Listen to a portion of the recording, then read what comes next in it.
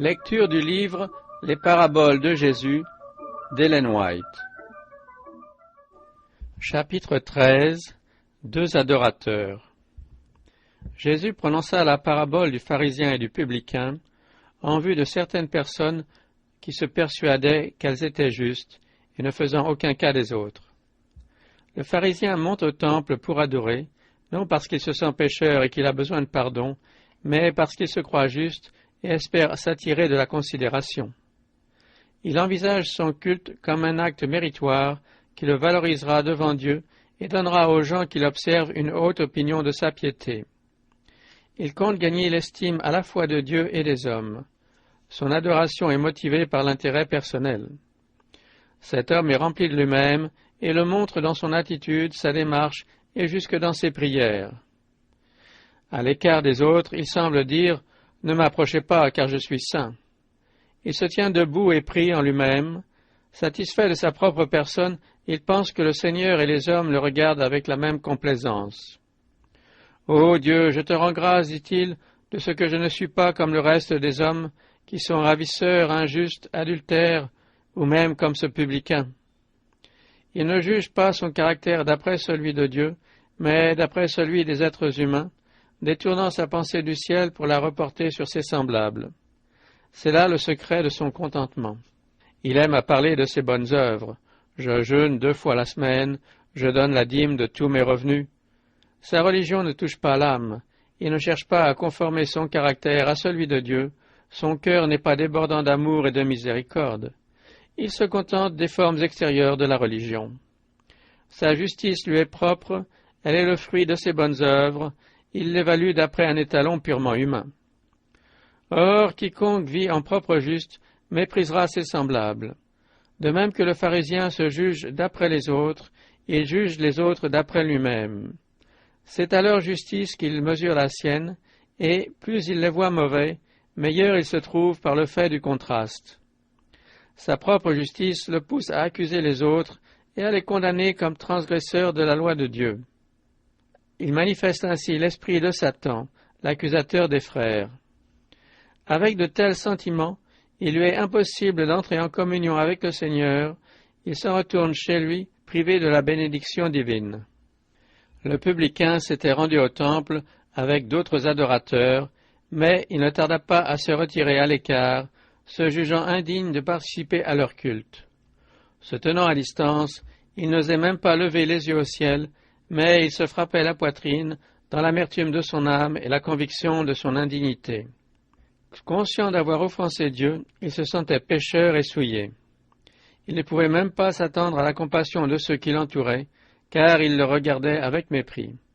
Il savait qu'il n'avait aucun mérite à faire valoir devant le Seigneur, aussi s'écriait-il dans son désespoir, « Ô Dieu, sois apaisé envers moi qui suis un pécheur. » Il ne se comparait pas aux autres.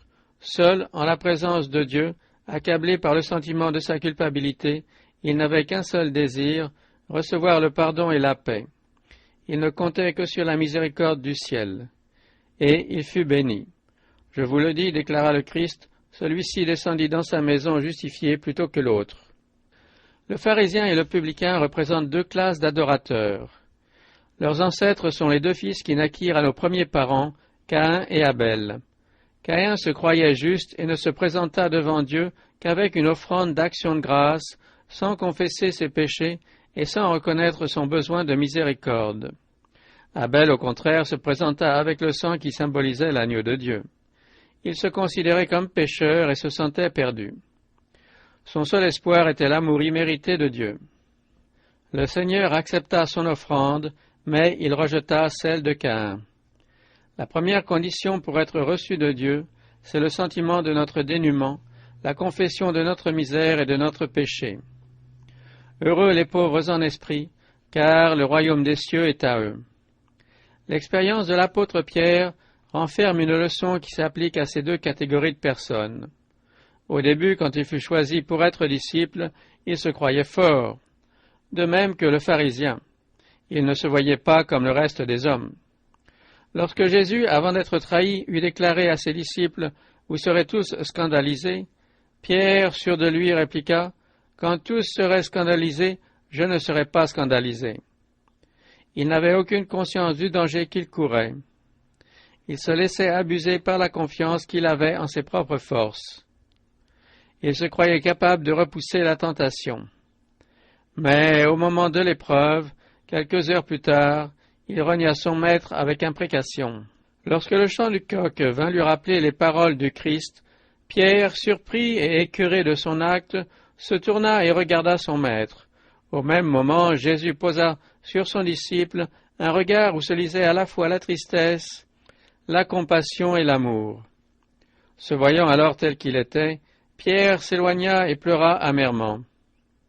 Ce regard du Sauveur lui avait brisé le cœur.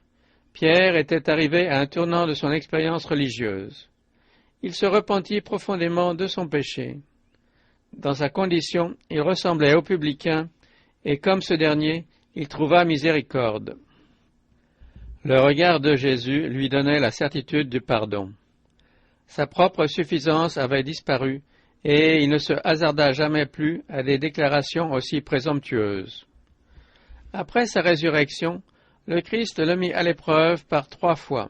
« Simon, fils de Jonas, m'aimes-tu plus que ne m'aiment ceux-ci » Pierre ne s'éleva plus au-dessus de ses frères. Il se remit alors à celui qui, seul, pouvait lire en son cœur. « Seigneur, tu sais toutes choses, tu sais que je t'aime. » Il fut alors investi de sa mission, plus grande et plus délicate que celle qu'il avait reçue jusque-là.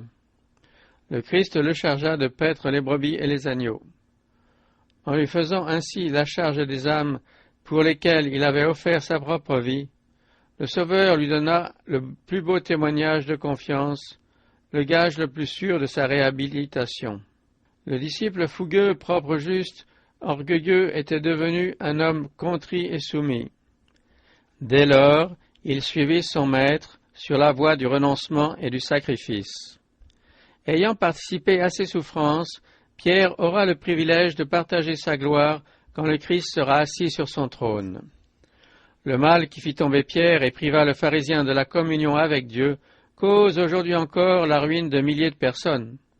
Rien n'est plus offensant pour Dieu, plus dangereux pour l'âme humaine que l'orgueil et la propre suffisance. De tous les péchés, c'est assurément le plus difficile à vaincre.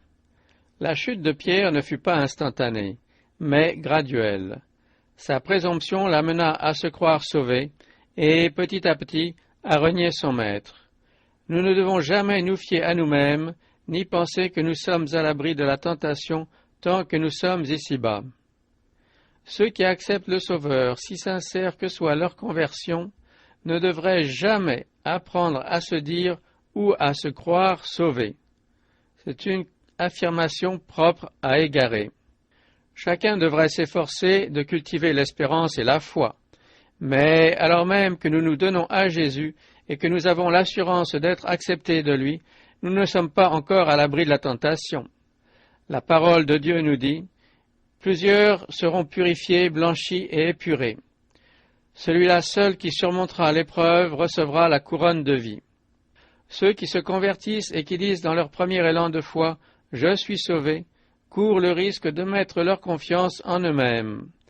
Ils perdent de vue leur propre faiblesse et leur besoin constant de la force divine. Ils ne sont pas préparés à la lutte contre les stratagèmes de Satan et, devant la tentation, plusieurs, comme Pierre, tombent dans le gouffre. Voici l'avertissement qui nous est adressé. Que celui qui croit être debout prenne garde de tomber.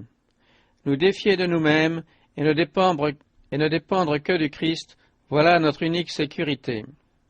Pierre avait besoin de connaître ses défauts et de sentir combien la grâce et la puissance du Christ lui étaient nécessaires.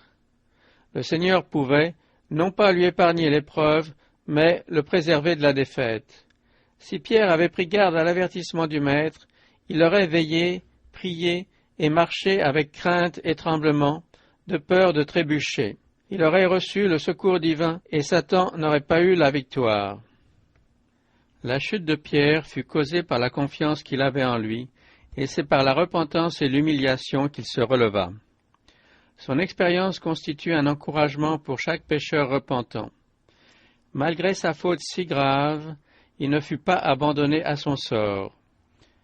Les paroles du Christ restaient inscrites en son âme. « J'ai prié pour toi, afin que ta foi ne défaille point. » Alors qu'il était en proie au plus cuisant remords, le souvenir de cette prière et le regard compatissant du Sauveur lui rendirent l'espoir. Après sa résurrection, le Christ se souvint de son apôtre et, par un ange, confia ce message aux femmes. « Allez dire à ses disciples et à Pierre qu'il vous précède en Galilée. C'est là que vous le verrez. » La repentance de Pierre fut acceptée par le Sauveur qui pardonne les péchés. La même compassion qui permit à l'apôtre Pierre d'être sauvé s'étend à toute âme qui a succombé à la tentation. Tous les efforts de Satan ont pour but de faire tomber l'homme dans le péché, puis il le laisse impuissant et tremblant, le faisant douter du pardon.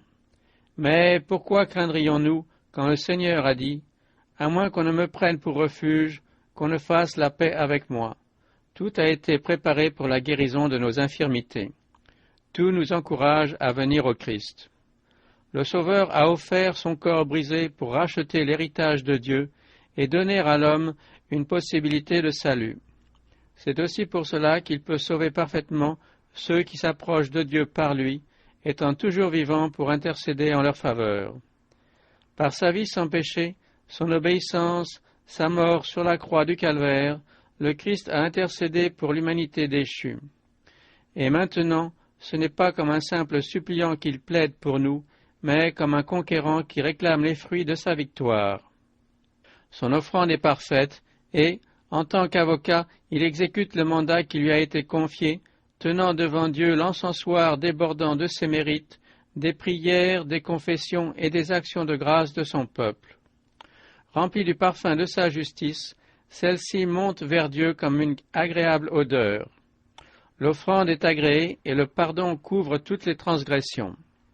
Le Christ s'est engagé à être notre substitut et notre garant, et il ne néglige personne. Celui qui n'a pas supporté que les êtres humains soient exposés à la ruine éternelle sans accepter la mort pour leur salut, jettera un regard compatissant sur tout homme conscient de son incapacité à se sauver lui-même. Il relèvera quiconque le suppliera dans sa détresse. Par son expiation, il nous a donné accès à une source intarissable de puissance morale, aussi ne manquera-t-il pas d'utiliser cette puissance en notre faveur. Nous pouvons déposer à ses pieds nos péchés et nos peines, car il nous aime. Son regard et ses paroles nous invitent à la confiance. Il modèlera nos caractères pour les rendre conformes à sa volonté. La coalition des puissances sataniques ne peut rien contre celui qui se jette avec confiance dans les bras de Jésus. Il donne de la force à celui qui est fatigué, et il augmente la vigueur de celui qui tombe en défaillance. Si nous confessons nos péchés, il est fidèle et juste pour nous les pardonner et pour nous purifier de toute iniquité. Le Seigneur dit, « Reconnais seulement ton iniquité, reconnais que tu as été infidèle à l'Éternel ton Dieu. Je répandrai sur vous une eau pure, et vous serez purifiés. Je vous purifierai de toutes vos souillures et de toutes vos idoles. » Mais pour trouver le pardon et la paix, il faut se connaître soi-même, et cette connaissance doit produire la repentance. Le pharisien n'était nullement convaincu de péché. Le Saint-Esprit ne pouvait pas opérer en lui. Son âme était revêtue d'une armure de propre justice que ne pouvaient percer les flèches dirigées par la main des anges. Seul celui qui se reconnaît pécheur peut être sauvé. Le Christ est venu sur la terre pour guérir ceux qui ont le cœur brisé, pour proclamer aux captifs la délivrance et aux aveugles le recouvrement de la vue, pour renvoyer libres les opprimés. Ce ne sont pas ceux qui se portent bien qui ont besoin de médecins, mais les malades. Nous devons donc nous rendre compte de notre condition réelle pour désirer l'aide du Seigneur. Il faut avoir conscience du danger que l'on court pour s'enfuir vers un lieu de refuge. Celui qui ne ressent pas la douleur que lui causent ses blessures n'éprouvera pas le besoin d'en être guéri. Voici ce que déclare le Seigneur. Parce que tu dis, je suis riche, je me suis enrichi et je n'ai besoin de rien, et parce que tu ne sais pas que tu es malheureux, misérable, pauvre, aveugle et nu, je te conseille d'acheter de moi de l'or éprouvé par le feu, afin que tu deviennes riche, et des vêtements blancs, afin que tu sois vêtu, et que la honte de ta nudité ne paraisse pas, et un collier pour oindre tes yeux, afin que tu voies. L'or éprouvé par le feu, c'est la foi qui est agissante par l'amour. Elle seule nous mettra en harmonie avec Dieu. Nous pouvons être actifs, accomplir bien des œuvres, mais sans l'amour qui animait le cœur du Sauveur, nous ne ferons jamais partie de la famille céleste. Nul ne peut par lui-même prendre conscience de ses erreurs. Le cœur est tortueux par-dessus tout, et il est méchant. Qui pourrait le connaître? Les lèvres peuvent exprimer une misère spirituelle que le cœur n'est pas disposé à avouer. Tout en disant à Dieu que nous sommes de pauvres pécheurs, nous pouvons nous enorgueillir de notre humilité et exalter notre justice. Seule la contemplation du Christ nous permettra de nous voir tels que nous sommes. C'est parce que nous ne connaissons pas notre Sauveur que nous nous laissons griser par le sentiment de notre valeur personnelle. Sa pureté et sa perfection nous révèlent notre faiblesse, notre misère, nos défauts. Nous nous sentons alors perdus, sans espérance, recouverts de nos vêtements de propre juste, comme les autres pécheurs. Nous découvrons ainsi que le salut n'est pas offert en fonction de notre sainteté, mais par un effet de la grâce infinie de Dieu. La prière du publicain fut exaucée parce qu'elle exprimait un sentiment de complète dépendance par rapport au Tout-Puissant. Pour cet homme, le moi n'était que honte. Il doit en être ainsi de tous ceux qui recherchent Dieu. Par la foi, cette foi qui renonce à s'appuyer sur soi-même, le suppliant doit se remettre à celui dont la puissance est infinie. Aucune pratique extérieure ne peut remplacer une foi simple et une entière abnégation.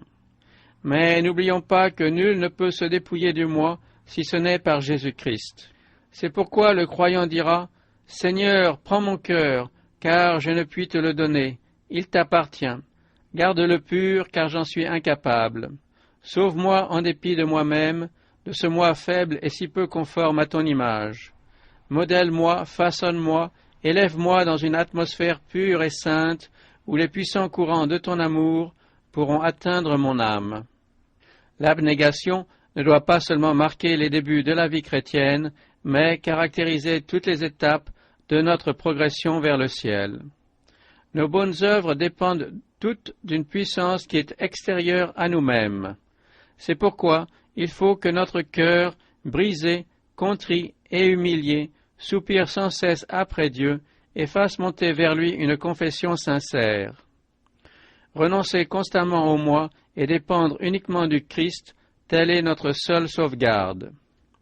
Plus nous nous approcherons de Jésus et plus nous distinguerons la pureté de son caractère, mieux nous saisirons l'extrême gravité du péché et moins nous serons enclins à l'orgueil. Ceux que le ciel reconnaît comme saints sont les derniers à faire parade de leur bonté. L'apôtre Pierre devint un fidèle serviteur du Christ. Il reçut une grande mesure de puissance et de lumière divine. Il prit une part active à l'édification de l'Église, mais il n'oublia jamais la terrible expérience de son humiliation. Son péché était pardonné, cependant il savait très bien que seule la grâce du Christ pouvait le faire triompher de la faiblesse de caractère qui avait causé sa chute. Il ne trouvait en lui aucun motif de se glorifier. Aucun des apôtres ou des prophètes n'a jamais prétendu être sans péché.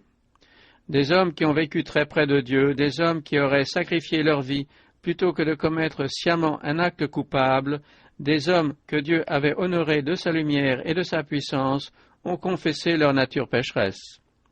Ils n'ont pas placé leur confiance dans la chair, ne se sont réclamés d'aucune justice qui leur fût propre, mais ils ont mis toute leur confiance en celle du Christ. Ainsi en sera-t-il de tous ceux qui contemplent le Sauveur.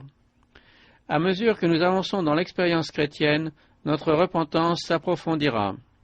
Le Seigneur dit à ceux qu'il a pardonnés, à ceux qu'il reconnaît comme son peuple, « Alors vous vous souviendrez de votre conduite qui était mauvaise et de vos actions qui n'étaient pas bonnes. Vous vous prendrez vous-même en dégoût. Et encore, j'établirai mon alliance avec toi, et tu sauras que je suis l'Éternel, afin que tu te souviennes du passé et que tu rougisses, afin que tu n'ouvres plus la bouche et que tu sois confuse, quand je te pardonnerai tout ce que tu as fait, dit le Seigneur l'Éternel. Alors, nous n'ouvrirons plus les lèvres pour nous glorifier, et nous saurons que seuls les mérites du Christ sont suffisants. nous confesserons avec l'apôtre, « Ce qui est bon, je le sais, n'habite pas en moi, c'est-à-dire dans ma chair. » Pour ce qui me concerne, loin de moi la pensée de me glorifier d'autre chose que de la croix de notre Seigneur Jésus-Christ, par qui le monde est crucifié pour moi, comme je le suis pour le monde. Voici le commandement qui s'harmonise avec cette expérience. Travaillez à votre salut avec crainte et tremblement, non seulement comme en ma présence, mais bien plus encore maintenant que je suis absent. Car c'est Dieu qui produit en vous le vouloir et le faire selon son bon plaisir. Vous ne devez pas craindre que les promesses de Dieu restent vaines, que sa patience se lasse et que ses compassions vous fassent défaut.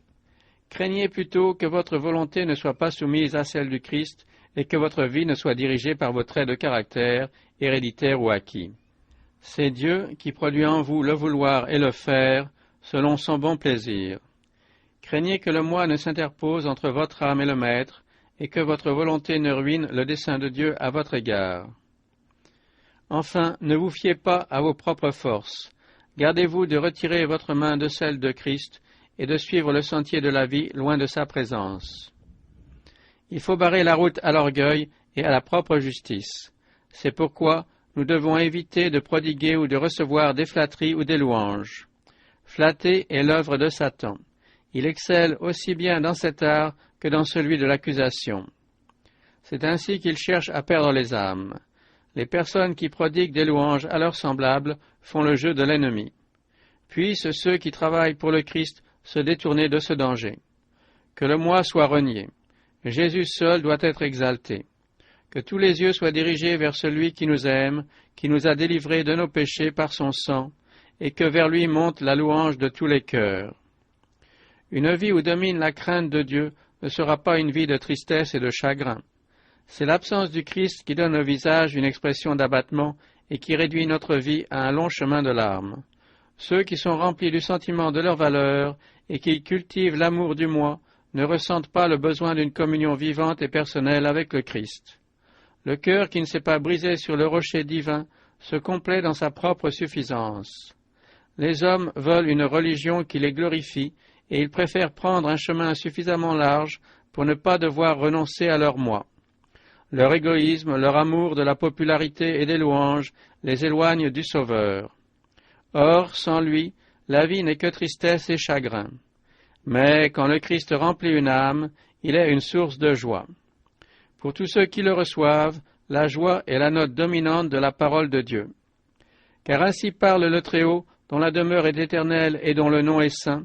J'habite dans les lieux élevés et dans la sainteté, mais je suis avec l'homme contrit et humilié, afin de ranimer les esprits humiliés, afin de ranimer les cœurs contrits. C'est alors qu'il était caché dans le creux du rocher que Moïse contempla la gloire de Dieu. Lorsque nous nous réfugierons en Christ, le rocher brisé, il nous couvrira de ses mains percées et nous entendrons ce qu'il a dit à ses serviteurs.